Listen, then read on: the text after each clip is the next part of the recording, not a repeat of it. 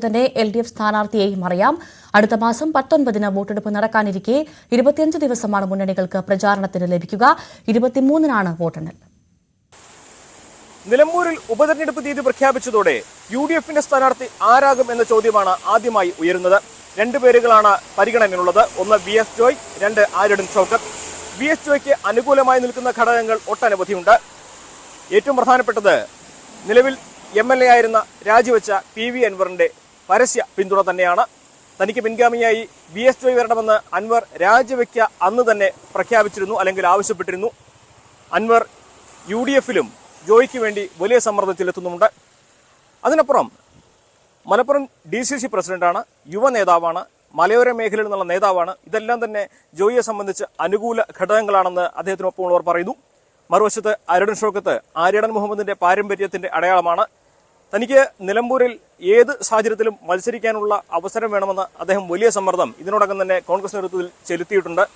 മണ്ഡലത്തിലുള്ള സ്വാധീനം, എല്ലാ സാമുദായിക സംഘടനകളുമായുള്ള ബന്ധം, ഇതൊക്കെ തന്നെ ആര്യടൻ ഷൗക്കത്തിന്റെ അനുകൂല ഘടകങ്ങളാണ്. അതിനപ്പുറം അൻവർ നിർദ്ദേശിക്കുന്ന ആൾക്ക് അൻവർ UDFന്റെ ഭാഗമാകുന്നതിന് മുൻപേ അവസരം കൊടുക്കുന്നത് അൻവറിന് അനാവശ്യ മേൽക്കൈ പാർട്ടിയിൽ നൽകുമെന്ന വലിയ ചർച്ചകളും കോൺഗ്രസിൽ നടക്കുന്നുണ്ട്. ഇതും ആര്യടൻ ഷൗക്കത്തിന് അനുകൂലമായിട്ടുള്ള ഒരു ഘടകമായിട്ടാണ് കാണുന്നത്. ഈ രണ്ട് പേരുകൾക്കപ്പുറം മറ്റൊരു സാധ്യത ഇതുവരെ UDFൽ നിലമ്പൂരിൽ ഇല്ല. നിലമ്പൂരിലെ UDF സ്ഥാനാർത്ഥി ആരെന്ന് അറിഞ്ഞതിന് ശേഷമേ ആദ്യം LDFന്റെ സ്ഥാനാർത്ഥി പ്രഖ്യാപനം ഉണ്ടാകൂ എന്നായിരുന്നു പാർട്ടി നേതൃത്വങ്ങൾ പറഞ്ഞെങ്കിലും ഇപ്പോൾ പാർട്ടി സ്വതന്ത്രനെ മത്സരിപ്പിക്കില്ല എന്ന തരത്തിലേക്കാണ് സാഹചര്യങ്ങൾ നീങ്ങുന്നത്. മറിച്ച് പാർട്ടി ചിഹ്നത്തിൽ പാർട്ടിയുടെ തന്നെ ഏതെങ്കിലും നേതാക്കളായിരിക്കും ഉണ്ടാവുക. DYFയുടെ ജില്ലാ പ്രസിഡന്റ് P ഷബീറിന്റെ പേരിനാണ് അതിൽ മുൻതൂക്കമുള്ളത്. പാർട്ടിയുടെ ജില്ലാ സെക്രട്ടേറിയറ്റ് അംഗമായ VM ഷൗക്കത്ത് അലി, അദ്ദേഹം നിലമ്പൂർ സ്വദേശി, അദ്ദേഹം മഞ്ചേരി സ്വദേശിയാണ്, നിലമ്പൂരിൽ ഏറെക്കാലമായി പ്രവർത്തിക്കുന്ന ആളാണ്. അദ്ദേഹത്തിന്റെ പേരും സജീവ പരിഗണനയിലുണ്ട്.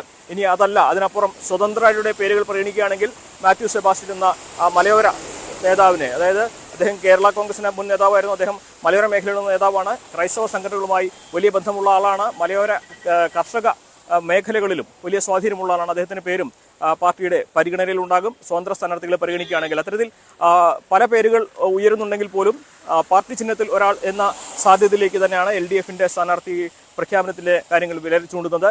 അതോടൊപ്പം NDAക്ക് വലിയ വോട്ട് ബാങ്ക് ഒന്നും ഇല്ലെങ്കിലും തങ്ങളുടെ സാന്നിധ്യം കൂടുതൽ ഉറപ്പിക്കാനുള്ള ശ്രമങ്ങളാണ് NDAയുടെ ഭാഗത്തുണ്ടാവുക. നവ്യ ഹരിദാസിന്റെ പേരായിരുന്നു ഇവിടെ സജീവമായി ചർച്ചയിലുണ്ടായിരുന്നത്. അതേസമയം ഷോൺ ജോർജിന്റെ പേരും മേഖലയിലെ ക്രൈസ്തവ വോട്ട് ബാങ്കുകളെ സ്വാധീനിക്കാൻ ഷോണിന് സാധിക്കുമെന്നൊരു വിലയിരുത്തലുള്ളതുകൊണ്ട് ഷോൺ ജോർജിന്റെ പേര് വരെ ഇവിടെ ചർച്ചയിൽ ഉണ്ടായിരുന്നു. നവ്യ ഹരിദാസിന്റെ പേരായിരുന്നു അവസാന ഘട്ടത്തിലും ഈ ഒരു ചർച്ചകളിൽ ഉയർന്നു കേട്ടിരുന്നത്. എന്താണെങ്കിലും ആരാകും ഈ സ്ഥാനാർത്ഥി എന്നതിൽ ഇനി ഏറെ ഒരു കാത്തിരിപ്പിന്റെ ആവശ്യമില്ല. ഏറ്റവും പ്രധാനം UDFന്റെ സ്ഥാനാർത്ഥി ആരാകും എന്നത് തന്നെയാണ്. അതായിരിക്കും നിലമ്പൂരിലെ ഈ തെരഞ്ഞെടുപ്പിലെ ഏറ്റവും പ്രധാനപ്പെട്ട ഗതി നിർണ്ണയിക്കുന്ന ഒരു ഘടകവും. നിലമ്പൂരിൽ നിന്നും CV അനുമോദ്, News 18.